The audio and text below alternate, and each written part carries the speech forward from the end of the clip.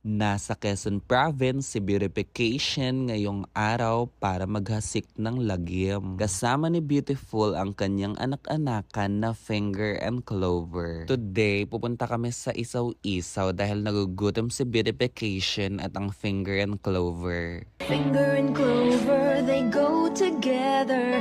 Finger and clover, my love affair. Lahat sisimutin, pati pulpul sa utin. Covered ng Nasakit na nga ang mga mangga ng anak-anakan kong Finger and Clover. Kuya, isaw po. Isaw, kuya. Ayoko nga. Isaw, kuya. Ayoko nga. Sige nga, isang dugo at isang hotdog. Ayan. Salamat pala sa batang ites. Meron kasi siyang broomsicle. Pinasakay niya kami tapos libre lang. Tapos ibinaba niya kami sa parang mga bukid-bukid na. Hindi na namin alam kung anong lugar yon kaya naligaw kami. May dumaan na jeep kaya nakisakay sila Beautiful. Libre lang ulit to.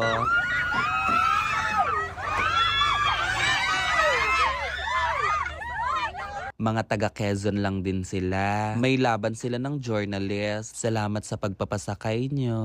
Sana matalo kayo. Charot!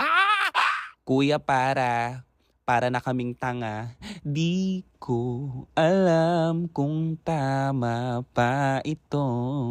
Sobrang pagod na nga si Beautification at ang Finger and Clover. Kaya uuwi muna kami para magpahinga. Request kayo kung saan maganda pumunta dito sa Quezon Province. Bye bye guys! Abangan nyo na lang sa kalsada si Beautification.